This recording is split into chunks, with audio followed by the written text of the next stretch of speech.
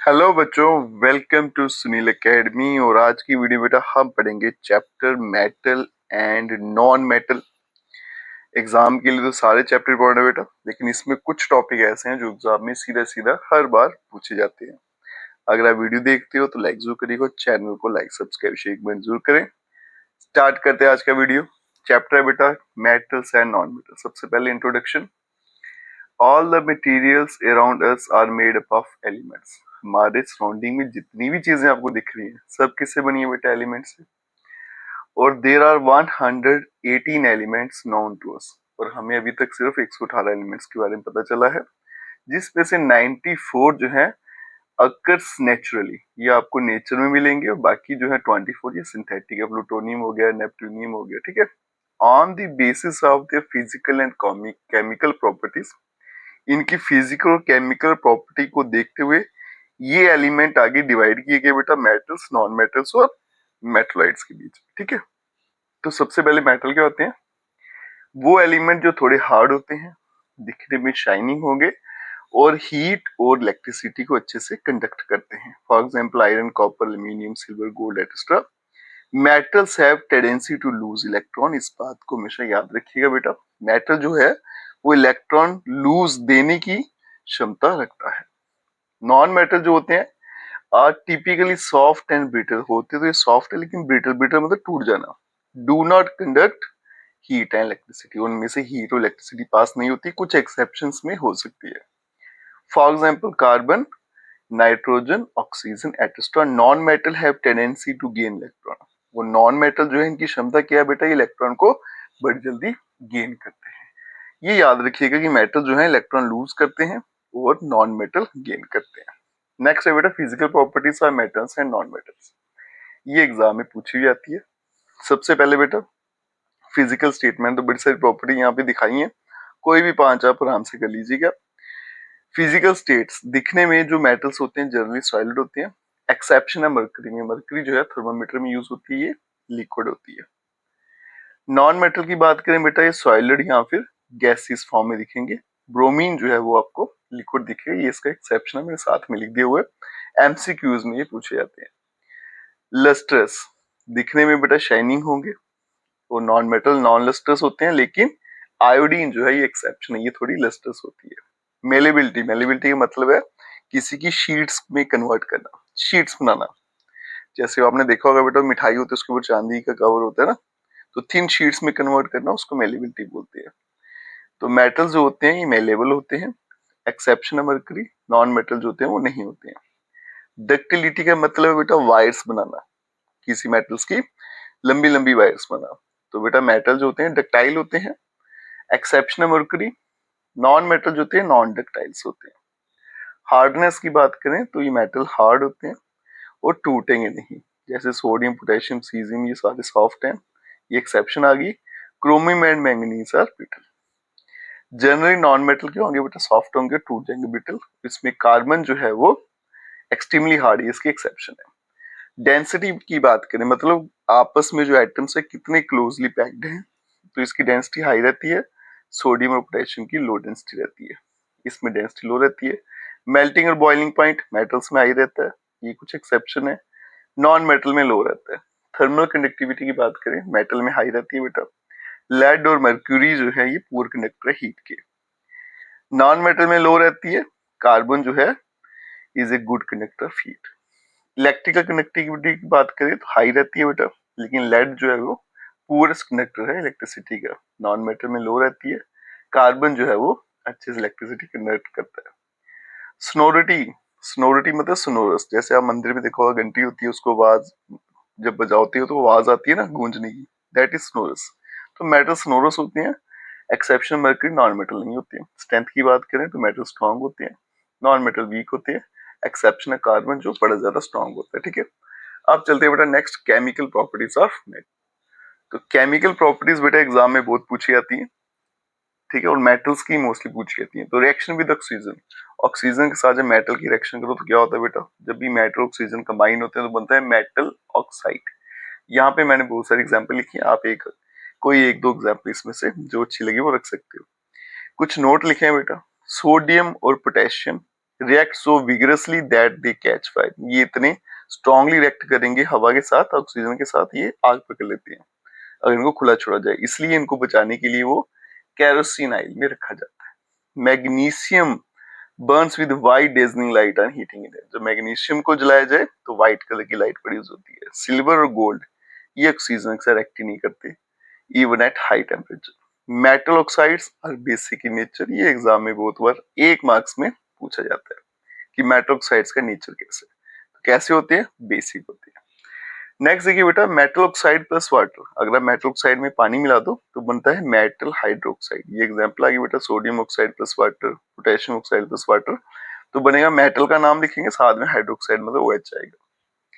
Note क्या है बेटा, मोस्ट मेटल ऑक्साइड, अभी हमने पढ़ा कि मेटल ऑक्साइड जो होते हैं are insoluble in water but sodium oxide and potassium oxide dissolve in water to form alkali.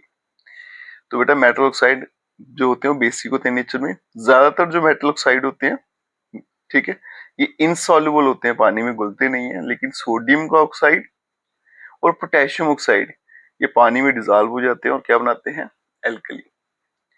Certain metal oxide, कुछ ऐसे मेटल के ऑक्साइड हैं जैसे एल्यूमिनियम ऑक्साइड और zinc oxide are amphoteric in nature. Amphoteric मतलब ये एसिडिक बिहेवियर शो करते हैं और बेसिक बिहेवियर शो करते हैं, और एग्जाम में ये बहुत बार पूछा जाता है एम्फोटेरिक कौन से होते हैं ऑक्साइड्स, तो एल्यूमिनियम ऑक्साइड और जिंक ऑक्साइड याद रखिएगा। तो इसलिए बेटा ये एसिड के साथ भी रिएक्ट करेंगे, बेस के साथ भी करेंगे, ठीक है, दोनों बिहेवियर शो करते हैं। नेक्स्ट आगे बेटा रिएक्शन विद वाटर, पानी के साथ कैसा बिहेवियर है हमारे मेटल्स का, तो metal react with water to produce metal oxide and hydrogen gas. तो जब ये पानी के साथ रिएक्ट करते हैं तो ये मेटल ऑक्साइड बनेगा प्लस हाइड्रोजन गैस निकलेगी। Water soluble metal oxide dissolve in water to form metal hydroxide. फिर क्या होता है बेटा, जो मेटल ऑक्साइड पानी में घुल जाते हैं, ठीक है, डिसॉल्व हो जाएंगे, वो क्या बना लेंगे, मेटल हाइड्रोक्साइड। तो ये मेटल है प्लस वाटर, तो क्या बन जाएगा बेटा, मेटल ऑक्साइड, ठीक है। मेटल ऑक्साइड प्लस क्या बनेगी, हाइड्रोजन गैस, फिर ये मेटल ऑक्साइड प्लस वाटर, फिर ये फर्दर पानी में डिसॉल्व हो तो क्या बनेगा, मेटल हाइड्रो ऑक्साइड। ये नीचे मैंने रिएक्शन दे रखी है। नेक्स्ट बेटा नोट लिखा है, potassium and sodium react violently with cold water, इनकी रिएक्शन पानी के साथ बड़ी खतरनाक रहती है। The reaction is highly exothermic, बड़ी ज्यादा हीट बनती है, and the evolve hydrogen gas catch fire, और जो इतनी हीट बनती है कि जो इसमें से हाइड्रोजन गैस निकली है वो आग पकड़ लेती है।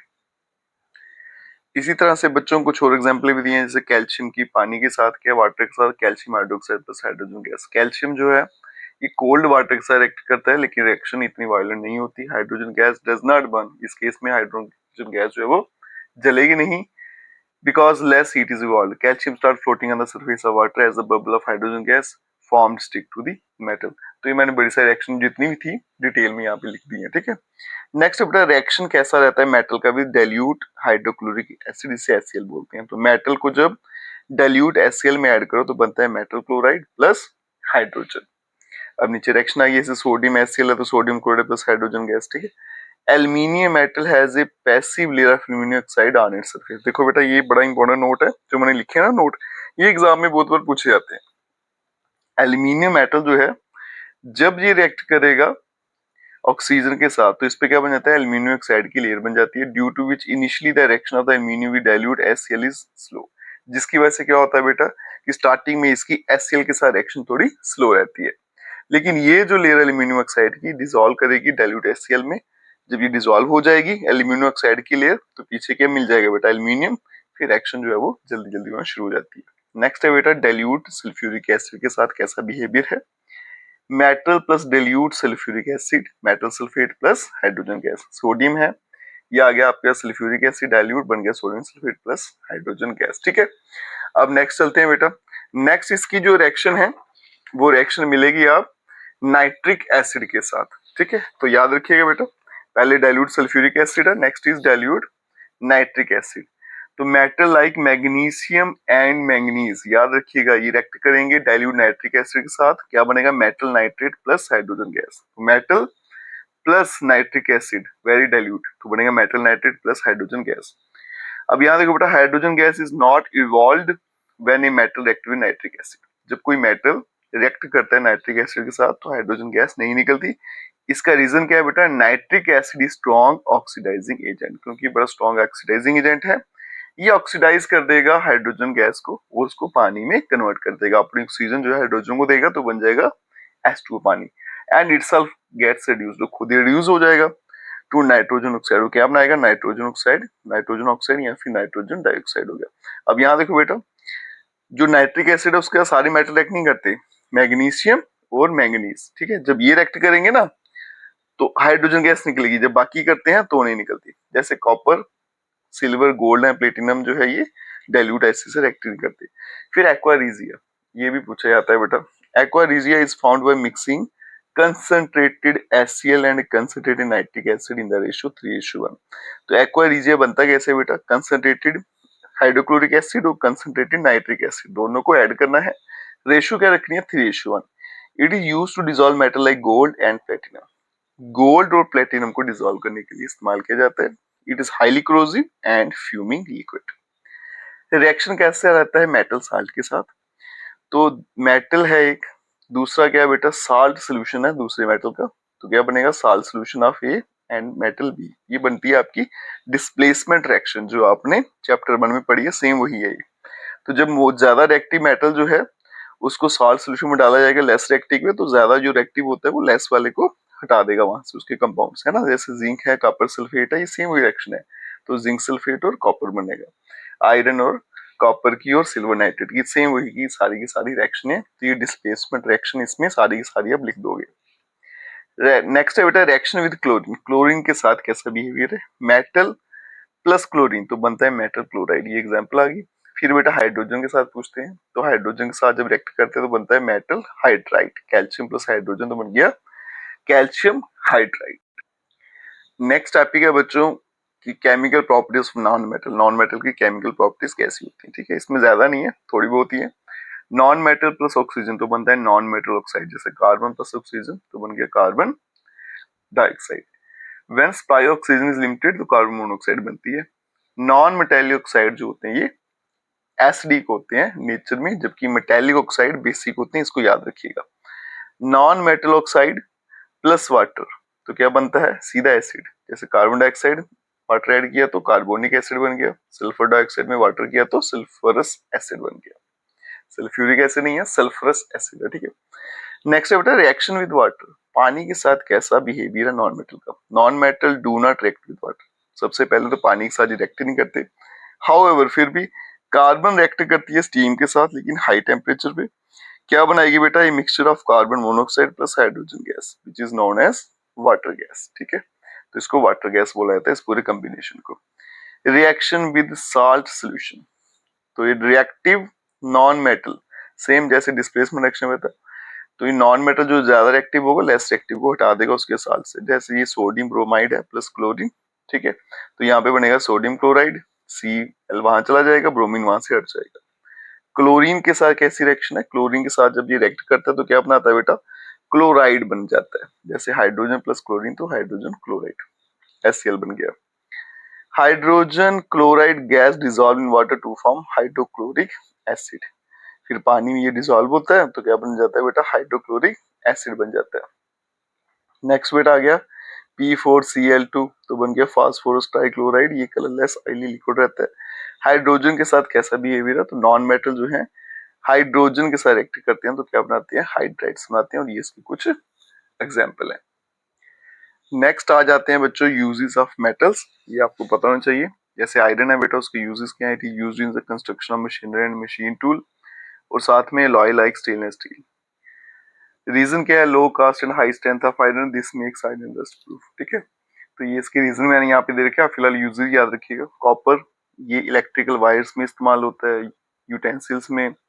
अगर एल्यूमिनियम की बात करें तो ये यूटेंसिल्स में भी होगा, और ये बेटा इलेक्ट्रिकल वर्क में, और एल्यूमिनियम फाइल जो होती है रैपिंग मटेरियल में भी इस्तेमाल की जाती है। उसके बाद में जिंक आता है बेटा, ये गैल्वेनाइजेशन के लिए इस्तेमाल होता है आयरन की। उसके अलावा कंटेनर बनाए जाते हैं जो ड्राई सेल्स के। गोल्ड ज्वेलरी में होता है। सिल्वर की बात करें तो ये ज्वेलरी में भी इस्तेमाल होता है, सिल्वर फाइल इस्तेमाल की जाती है डेकोरेट करने के लिए स्वीट्स को। मरकरी की बात करें, ये थर्मोमीटर और बैरोमीटर में इस्तेमाल किया जाएगा। फिर आता है बेटा प्लेटिनम, ये इलेक्ट्रोड्स बनाने में इस्तेमाल किया जाता है फॉर लेबोरेटरी इंडस्ट्रियल यूज। और लेड की बात करें तो इन्वर्टर बैटरीज में, लेड पाइप जो है ये इस्तेमाल की जाती है ट्रांसपोर्ट करने में corrosive chemical in chemical plants. ठीक है, ये इनके रीजन यहाँ पे दे रखे हैं। नेक्स्ट बच्चों मैंने लिखे हैं नॉन मेटल के यूजेस क्या होते हैं। तो सबसे पहले हाइड्रोजन है, तो ये हाइड्रोजिनेशन ऑफ वेजिटेबल ऑयल्स जो आप कार्बोनेट्स कंपाउंड चैप्टर में पढ़ते हो, सिंथेसिस ऑफ अमोनिया में, रॉकेट फ्यूल में, और नाइट्रिक एसिड HNO3 और नाइट्रोजिनस फर्टिलाइजर में इस्तेमाल किया जाता है। नेक्स्ट आता है बेटा oxygen, respiration and combustion process में, वेल्डिंग पर्पस में, hospital in liquid form to help patient in breathing, और हॉस्पिटल में भी हमने देखा होगा ऑक्सीजन जो है वो इस्तेमाल की जाती है। नेक्स्ट नाइट्रोजन आ गया इन द मैन्युफैक्चर ऑफ अमोनिया और इंडस्ट्रियल केमिकल जिनमें नाइट्रोजन होता है। प्रिपेयरिंग नाइट्रोजिनस फर्टिलाइजर, फर्टिलाइजर में इस्तेमाल किया जाता है। Inert atmosphere wherever it is required and gas filled thermometer to measure high temperatures.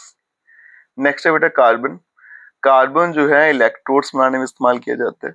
ठीक है, ज्वेलरी में in the form of diamond, reducing agent का इस्तेमाल as a in a metallurgy, activated charcoal for absorbing poisonous gases, black pigment in printer ink, as filler in automobile tires, as a fuel भी इसको इस्तेमाल किया जाता है। Next आ गया बेटा sulphur, the manufacture of sulphuric acid, gun powder बनाने में, वल्कनाइजेशन ऑफ रबर, और लास्ट में है बेटा क्लोरीन, क्लोरीन का इस्तेमाल क्या है, ब्लीचिंग पाउडर बनाने में, in the manufacture of dyes, drugs and many organic compound like chloroform, DDT ester और sterilizing drinking water, ये इसका सबसे इंपॉर्टेंट यूज है। नेक्स्ट टॉपिक है बेटा आयनिक कंपाउंड्स क्या होते हैं। वो कंपाउंड जो इलेक्ट्रॉन के ट्रांसफर करने से बनते हैं उनको बोला जाता है बेटा ionic compounds. Compounds formed by transfer of electron from metal to non-metal is known as ionic compound। Next है बेटा आयनिक और इलेक्ट्रोवैलेंट बॉन्ड क्या होती है। आयनिक बॉन्ड बोलो या फिर electrovalent bond, bond found by complete transfer of electron from one atom to another is called ionic और इलेक्ट्रोवैलेंट बॉन्ड। जब हमने इलेक्ट्रॉन ट्रांसफर किया उससे जो बॉन्ड बनी उसको बोला जाएगा आयनिक बॉन्ड या फिर इलेक्ट्रोवैलेंट बॉन्ड। क्लियर है बेटा। नेक्स्ट है कोवैलेंट बॉन्ड, वो बॉन्ड जो इलेक्ट्रॉन को शेयर करने से बनती है, म्यूचुअल शेयरिंग ऑफ इलेक्ट्रॉन से, उसको बोलते हैं covalent bond. Bond formed by the mutual sharing of electrons between two or more atoms called covalent bond। ठीक है। नेक्स्ट है बेटा केटाइन, पॉजिटिव चार्ज आयन, जिन आयन्स पे पॉजिटिव चार्ज होता है उनको केटाइन बोला जाता है। और पॉजिटिव चार्ज कब लगता है बेटा, जब इलेक्ट्रॉन लूज करते हैं।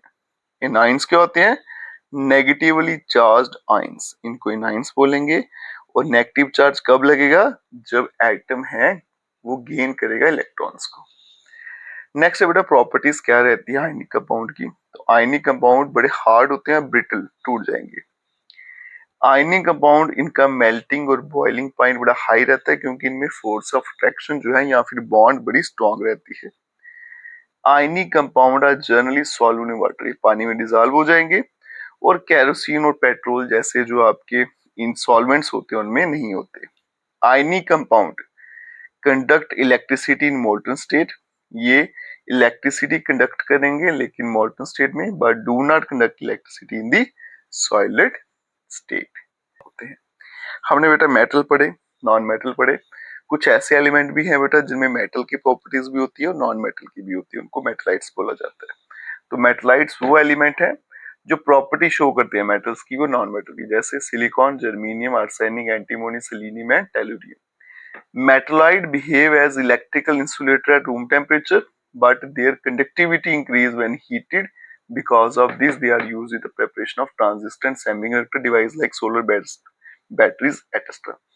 कहता है जो मेटलाइट्स होते हैं ना, ये इलेक्ट्रिकली इंसुलेटर, मतलब इलेक्ट्रिसिटी कंडक्ट नहीं करेंगे रूम टेम्परेचर पे, लेकिन उनकी कंडक्टिविटी बढ़ती जाएगी जैसे जैसे आप उनको हीट करते जाओगे या फिर टेम्परेचर बढ़ता जाएगा।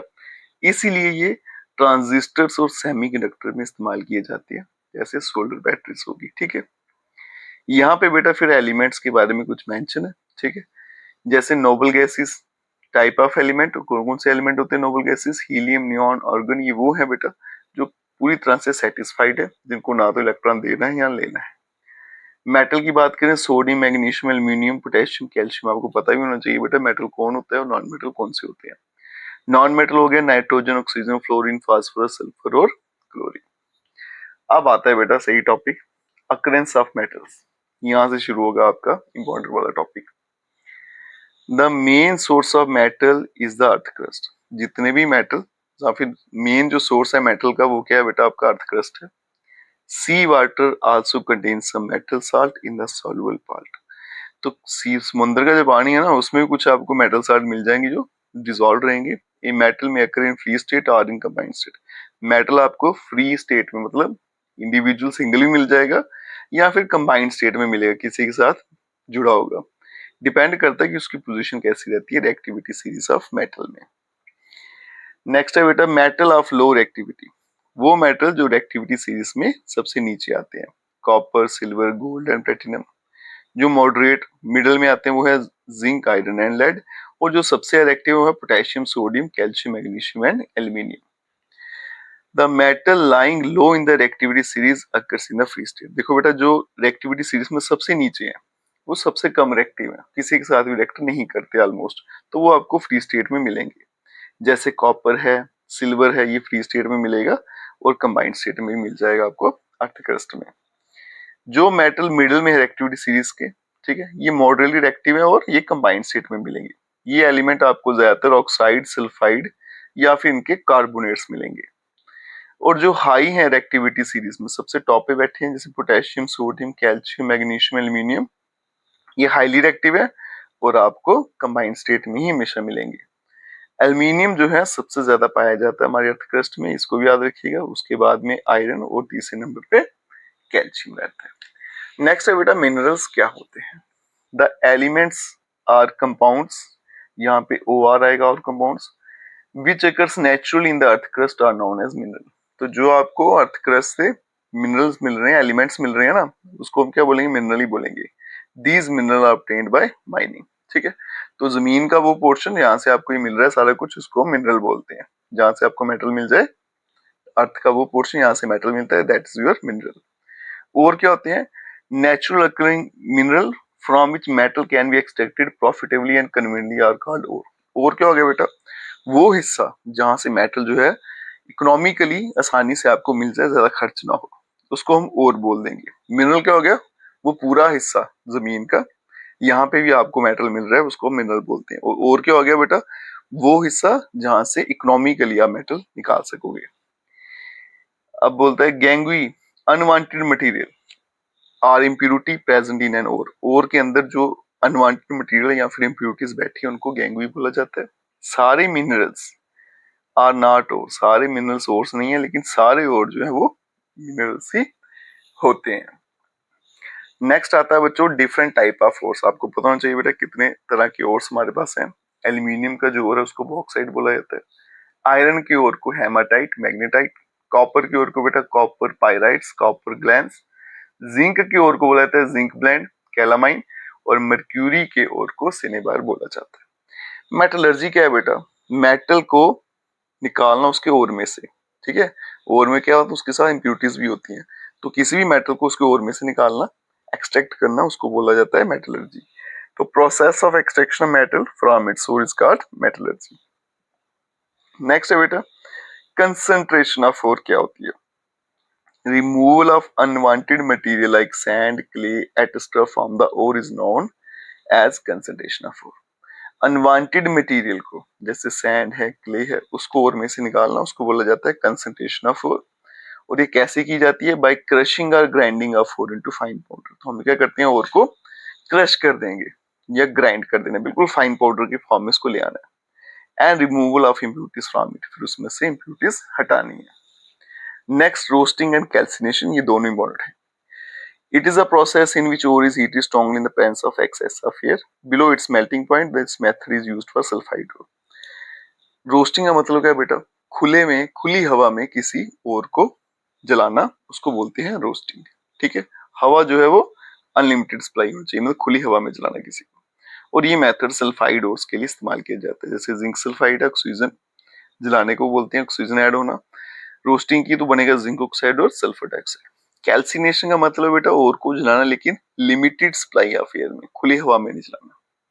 तो it is a process in which ore is heated strongly in limited supply of air. और ये मेथड कार्बोनेट ओर्स के लिए इस्तेमाल किया जाता है। जैसे जिंक कार्बोनेट है, कैल्सिनेशन करेंगे तो zinc oxide plus carbon dioxide बनेगी। कुछ स्टेप्स जो इन्वॉल्व रहते हैं मेटल्स की एक्सट्रैक्शन में फ्रॉम इट्स ओर, ये उसका बेटा यहाँ पे चार्ट बना रखा है, फ्लो चार्ट, इसको याद कर लीजिएगा। ये स्टेप्स मुझे फॉलो करने हैं। सबसे पहले ओर है, उसकी कंसंट्रेशन ही, फिर देखना है बेटा मेटल जो है वो हाई है रिएक्टिविटी सीरीज में, मॉडरेट है या फिर लो है। अगर तो बेटा हाई रिएक्टिविटी सीरीज में तो फिर इलेक्ट्रोलिसिस किया जाएगा उसका, उसके बाद में मेटल मिलेगा। अगर मिडिल में आता है तो फिर उसका ओर या तो कार्बोनेट होगा या सल्फाइड ओर होगा।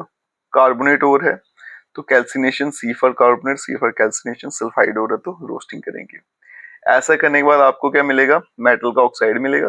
फिर उसकी रिडक्शन करेंगे टू मेटल, ठीक है, वहां से ऑक्सीजन निकाल देना, उसकी रिडक्शन हो जाएगी। फिर उसके बाद में प्यूरिफिकेशन। अगर लीस्ट रिएक्टिव है, जो सबसे नीचे वाले हैं, तो उसका हमेशा आपको सल्फाइड ओर मिलेगा, और सल्फाइड ओर की हमेशा क्या होती है, रोस्टिंग। रोस्टिंग बाद क्या मिलेगा आपको, मेटल, और फिर मेटल की प्यूरिफिकेशन होगी। ठीक है, अब आता है बेटा सबसे इंपॉर्टेंट टॉपिक इस चैप्टर का, एक्सट्रैक्शन।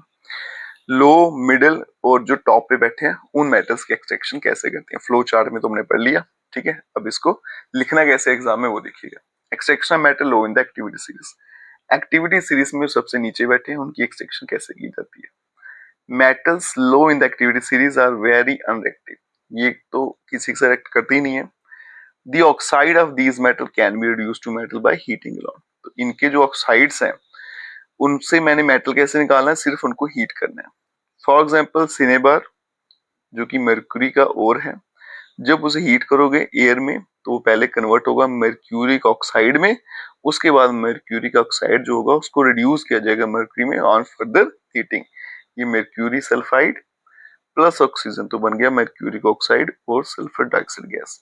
फिर मर्क्यूरिक ऑक्साइड है उसको हीट करेंगे फर्दर तो मर्क्यूरी अलग हो जाएगी, ऑक्सीजन अलग हो जाएगा। इसी तरह से बेटा कॉपर, ये भी आपको नेचर में कॉपर सल्फाइड और मिलेगा, ठीक है। इसको भी बेटा कैसे ऑब्टेन किया जाता है, सिर्फ हीट करने से। सेम बेटा कॉपर सल्फाइड ऑक्सीजन ऐड हुई तो बन गया कॉपर डाइऑक्साइड और सल्फर डाइऑक्साइड। फिर कॉपर ऑक्साइड को फर्दर ऐड हुआ कॉपर सल्फाइड, ये कॉपर ऑक्साइड है, इसमें फर्दर ऐड हुआ कॉपर सल्फाइड तो बन गया कॉपर प्लस सल्फर डाइऑक्साइड, ये अलग हो जाएगा। सिर्फ हीट करना है और आपको मेटल मिल जाएगा। नेक्स्ट है बेटा एक्सट्रैक्शन ऑफ मेटल, जो कि मिडिल में आते हैं एक्टिविटी सीरीज की। वो मेटल जो मिडिल में आते हैं एक्टिविटी सीरीज के, जैसे आयरन है, जिंक, लेड, कॉपर आर, ये मॉडरेटली रिएक्टिव होते हैं। ये आपको बेटा सल्फाइड या कार्बोनेट ओर्स की फॉर्म में मिलेंगे नेचर में। It is easier to obtain a metal from its oxide as compared to sulfide and carbonate। Oxide से मेटल लाना थोड़ा आसान है, सल्फाइड और कार्बोनेट से लाना थोड़ा टिपिकल रहता है, थोड़े ज्यादा स्टेप्स लगते हैं। इसीलिए इनकी जो एक्सट्रैक्शन है मेटल की वो 2 स्टेप में की जाती है। देखो सल्फाइड और कार्बोनेट और इनको मेटल ऑक्साइड में कन्वर्ट किया जाएगा रोस्टिंग करके या फिर कैल्सिनेशन करके। रोस्टिंग मतलब खुली हवा में जलाना और कैल्सिनेशन मतलब लिमिटेड सप्लाई ऑफ एयर में चलाना। ये आ गया बेटा रोस्टिंग। जैसे जिंक सल्फाइड है, इसकी रोस्टिंग करेंगे, ऑक्सीजन ऐड हुई तो बनेगा zinc oxide plus sulphur dioxide. फिर कैल्सिनेशन, जिंक कार्बोनेट हीट किया तो zinc oxide plus carbon dioxide. उसके बाद में क्या हुआ बेटा, मेटल का ऑक्साइड मिल गया। फिर reduction of metal oxide to metal, अब यहां से मेटल निकालना है। Reduction of these metal oxide is carried out by using some suitable reducing agent such as carbon। तो यहाँ से ऑक्सीजन हटाने के लिए हमें क्या करना है बेटा, रिड्यूसिंग एजेंट का इस्तेमाल किया जाएगा, ठीक है, जो यहाँ से ऑक्सीजन निकाल ले। ये जिंक ऑक्साइड मिला था, इसमें कार्बन ऐड की तो बन गया zinc plus carbon monoxide. Beside using carbon to reduce metal oxide to metal, क्या था कि कार्बन के अलावा ऐसा नहीं है कि सिर्फ कार्बन इस्तेमाल करो, कई बार क्या होता है डिस्प्लेसमेंट रिएक्शन भी इस्तेमाल की जाती है।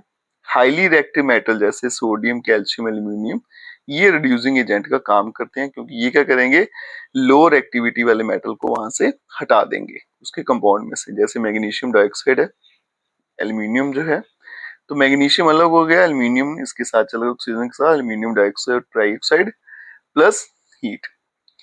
These displacement reaction are highly exothermic. ये जो डिस्प्लेसमेंट रिएक्शंस हैं बेटा, ये बड़ी ज्यादा एक्सोथर्मिक होती है, इसमें हीट बड़ी ज्यादा निकलती है।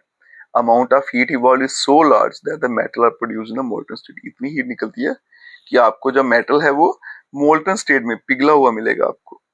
In fact reaction of iron oxide, इसको याद रखिएगा बेटा, ये एग्जाम के लिए बहुत इंपॉर्टेंट है। आयरन ऑक्साइड की जो रिएक्शन है एल्यूमिनियम के साथ, ये इस्तेमाल की जाती है रेलवे ट्रैक्स को ज्वाइन करने के लिए।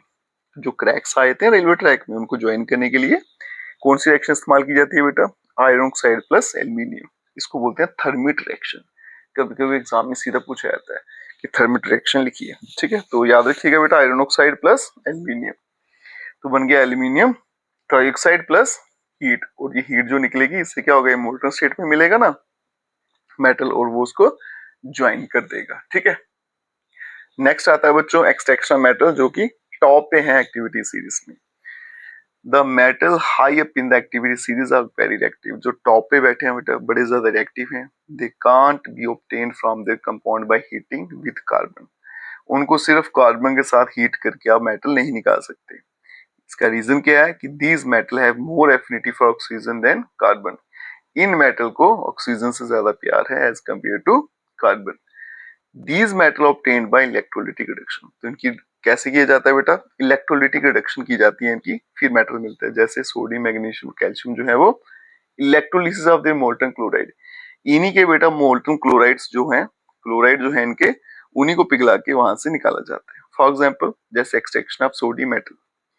जब इलेक्ट्रिसिटी पास करेंगे बेटा मोल्टन सोडियम क्लोराइड में से, सोडियम आयंस जो है वो नेगेटिव इलेक्ट्रोड की तरफ भागेंगे, क्योंकि उनपे पॉजिटिव चार्ज है, नेगेटिव तरफ भागेंगे, जिसको कैथोड बोलेंगे, और रिड्यूस हो जाएंगे वहां पे। वहां पे जाके क्या करेंगे बेटा, वो इलेक्ट्रॉन लेंगे और वहां से सोडियम मेटल बन जाएगा। क्लोराइड जो है ये पॉजिटिव की तरफ दौड़ेगा क्योंकि नेगेटिव है, और वहां पे get oxidise to form chlorine gas. वहां पे जाके क्या करेगा, इलेक्ट्रॉन लूज करेगा और क्लोरीन गैस बन के बाहर निकल जाएगा। ये रिएक्शन देखो, कैथोड पे कौन जा रहा है, सोडियम, इलेक्ट्रॉन गेन किया, सोडियम बन गया। क्लोरीन जा रहा है एनोड पे, ठीक है, वहां पे जाके ये इलेक्ट्रॉन छोड़ देगा और क्लोरीन गैस बन जाएगी। ओवरऑल एक्शन क्या है, ये सोडियम क्लोराइड है बेटा। इलेक्ट्रोलिसिस किया, सोडियम अलग क्लोरीन अलग हो गया, ये कैथोड पे, ये एनोड पे।